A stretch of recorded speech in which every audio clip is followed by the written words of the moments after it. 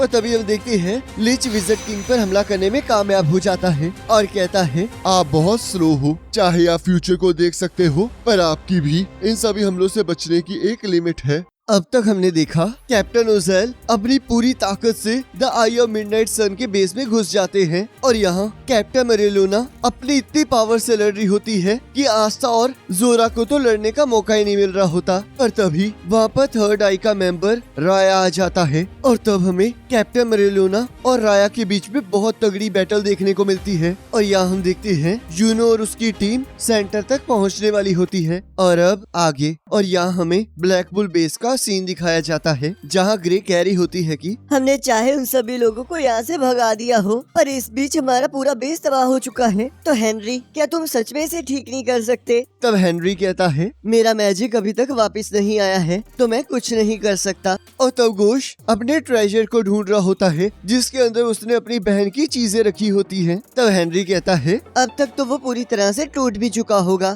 तब गोश कहता है, तुम अपनी बकवास बंद करो और नीचे आके मेरी मदद करो। तब हेनरी कहता है, पर मैंने तुम्हें पहले ही बताया है। तब गोश कहता है, मुझे उससे कोई फर्क नहीं पड़ता, तुम बस नीचे आओ नहीं तो मैं तुम्हें मार डालूंगा। और तब हम देखते हैं जैसे ही हेनरी नीचे आता है ग्रे और गॉर्डन कहीं छुप जाते हैं और हेनरी गोश के मैजिक को एब्जॉर्ब कर लेता है। तब गॉर्डन कहता है, हमने तो तुम्हें पहले ही रोकने की कोशिश की थी। और हम देखते हैं रात तक गोश अपने ट्रेजर को ढूंढ लेता है और तब वो देखता है कि मैरी की डोर के ऊपर थोड़ी धूल जम चुकी होती है। तब वो गुस्से में कहता है, मैं उन मिडनाइट सन के लोगों को मार डालूंगा। तब हेनरी कहता है, अब तो वो जा चुके हैं, अब तुम क्या ही कर लोगे? तब गोश कहता है, चुप कर जाओ और मेरा मैजिक मुझे वापस दो। तब हेनरी कहता है, मैं ऐसा नहीं कर सकता। तब ग्रे कहती है, तुम ये सब कुछ छोड़ो, मैं तो ये सोच रही हूँ कि द आई ऑफ मिडनाइट सन ने हम पर हमला क्यों किया था और पता नहीं उनके हाथ में वो क्या था। तब गोश कहता है, तुम इसके बारे में चिंता करना बंद करो, कैप्टन यामी जब वापस आएंगे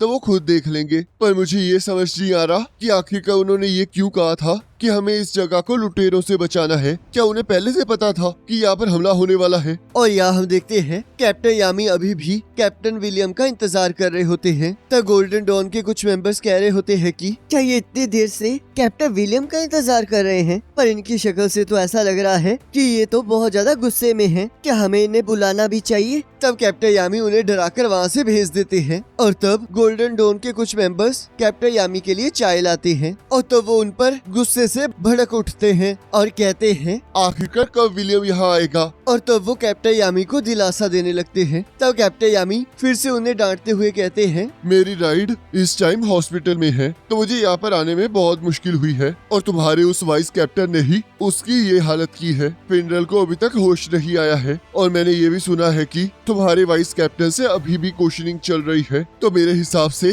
तुम्हारे कैप्टन को मेरे बेस पर आकर माफी मांगनी चाहिए थी। क्या तुम गोल्डन डॉन के लोग मेरे साथ मजाक कर रहे हो? और तब गोल्डन डॉन के मेंबर्स कहते हैं, हम वाइस कैप्टन लैंगरेस की तरफ से जितनी मर्जी माफी मांगे वो कम है, पर मैं आपसे गुजारिश करना चाहूंगा कि आपको कैप्टन विलियम पर भरोसा रखना चाहिए। मुझे पूरा यकीन है कि अगर वो लेट हो गए हैं तो उसका कोई ना कोई रीजन जरूर होगा। और तब कैप्टन यामी कैप्टन विलियम के साथ अपनी सारी मेमोरीज को याद करते हैं और कहते हैं, मुझे पता है कि मुझे उस पर विश्वास करना चाहिए या नहीं, तो तुम्हें इसके बारे में मुझे बताने की जरूरत नहीं है। और यहाँ हम देखते हैं मार्स विज़र्ड किंग को ढूंढते हुए उनके कमरे में आ जाता है और कहता है, मुझे यकीन नहीं हो रहा कि मैंने थोड़े टाइम के लिए इनसे नजरें क्या हटाई, ये तो गायब ही हो गए। आखिरकार कब ये अपनी जिम्मेदारियों को समझेंगे? और यहाँ विज़र्ड किंग छत पे जाकर क्लोवर किंगडम को देख रहे होते हैं और सोचते हैं, मुझे यकीन है कि इस time royal knights the eye of midnight sun के साथ उनके बेस पर लड़ाई कर रहे होंगे। वैसे तो मेरा बहुत मन है कि मैं उन्हें ज्वाइन करूं, पर मैंने उन्हें बहुत करीब से देखा है तो मुझे पता है कि वो बहुत ज्यादा काबिल हैं। उनकी ताकत और उनकी इस किंगडम के लोगों को बचाने की इच्छा रियल है और मुझे पूरा यकीन है कि वो ये सब कुछ संभाल लेंगे।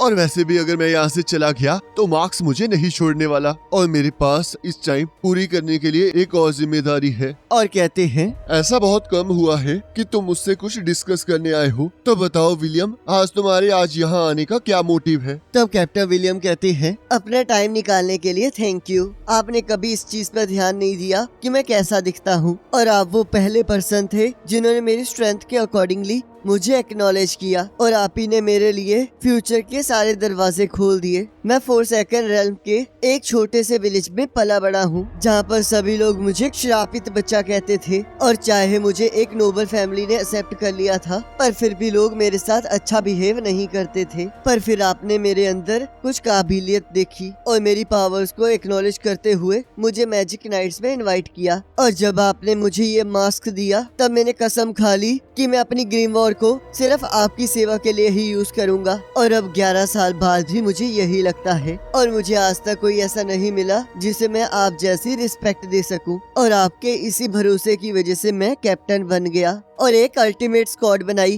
ताकि मैं आपके भरोसे पर खड़ा उतर सकूं। और ये सब कुछ मैंने आपके लिए और एक और पर्सन के लिए किया है, जो कि मेरे लिए इक्वली इम्पोर्टेंट है। एक ऐसा दोस्त जो आपके मिलने से पहले भी मेरे साथ रहा है, पर अब यहाँ से आगे आप दोनों के रास्ते अलग हो जाते हैं, जिस वजह से मैं ये डिसाइड नहीं कर पा रहा हूँ कि मुझे किसका साथ देना चाहिए। तो इसलिए मैं ये डिसीजन आप दोनों पर छोड़ता हूँ। और तब हम देखते हैं कैप्टन विलियम लिच में कन्वर्ट हो जाते हैं, और तब लिच कहता है, थैंक यू विलियम, तुम मेरे अकेले ह्यूमन दोस्त हो और मुझे पता है कि ये तुम्हारे लिए बहुत मुश्किल था। तो आप कैसे हो विज़र्ड किंग? मैं द आई ऑफ मिडनाइट सन का लीडर लिचू। तब विज़र्ड किंग कहते हैं, मैं ये उम्मीद कर रहा था कि ये दिन कभी ना आए, पर देखो तुम फिर भी मेरे सामने खड़े हो। मुझे अंदाजा हो गया था विलियम कि तुम अपनी कोई ऐसी साइड छुपा रहे हो जो कि तुम दूसरों को दिखाना नहीं चाहते, और मुझे पूरा यकीन है कि कैप्टन यामी को भी इसके बारे में पता लग गया होगा, और वर्मिलियन भी ये देखकर हैरान हो गया होगा, इसलिए उसकी ये हालत हुई है। और जब द आई ऑफ मिडनाइट सन ने रॉयल कैपिटल पर हमला किया था, तब मुझे लिच के साथ लड़ते टाइम कुछ अजीब सी फीलिंग आई थी, और मुझे उस टाइम भी लगा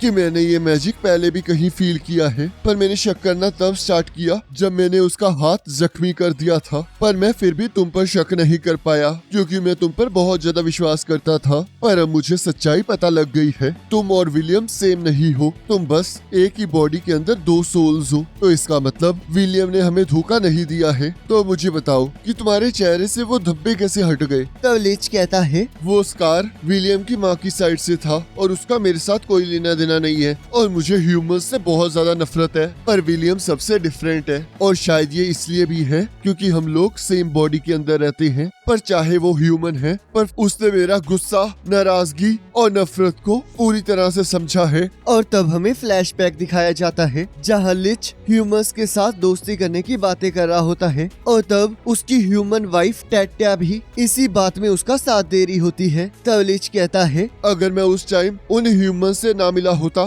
तो आज वो सारी जानें बच चुकी होती। तो इसलिए अब मुझे उन जानों का बदला लेना है, और विलियम ये अच्छे से समझता है। तब विज़र्ड किंग सोचते हैं, तो इसका मतलब ये ह्यूमन से रिवेंज चाहता है, पर आखिरकार ये उन मैजिक स्टोन्स की मदद से ये सब कुछ कैसे करेगा? तब लिच कहता है, आज विलियम ने मेरे इमोशंस को समझकर ही हम दोनों के बीच में ये मीटिंग रखी है, और मेरे हिसाब से वो 2 मैजिक स्टोन्स भी आपके पास ही हैं। तो इसलिए मैं उन दोनों मैजिक स्टोन्स को हासिल करके अपनी सभी इच्छाओं को पूरा करूंगा। तब विज़र्ड किंग कहते हैं, विलियम, तुम हमेशा से अच्छे इंसान रहे हो, इसलिए तुम अपने दोस्त को सफर करते हुए नहीं देख पाए, तो इसलिए तुमने इसे रोकने के लिए मुझ पर भरोसा किया है। तो तुम चिंता मत करो, मैं इसे जरूर रोकूंगा। तब लिच कहता है, आप इस मामले में गलत हो विज़र्ड किंग, क्योंकि विलियम मेरी साइड है और आज आप मरने वाले हो। और जैसे कि आप यहाँ पर सबसे ज्यादा ताकतवर हैं, तो इसलिए उन सभी ह्यूमंस की गलती का भुगतान आज आपके खून से होगा। और तब यहाँ कैप्टन यामी को भी लिच का मैजिक महसूस हो जाता है, और तब लिच अपने मोना जोन को एक्टिवेट करके विज़र्ड किंग पर हमला कर देता है। पर हम देखते हैं विज़र्ड किंग अपने टाइम मैजिक से उन सभी हमलों को रोक लेते हैं, और कहते हैं, लाइट मैजिक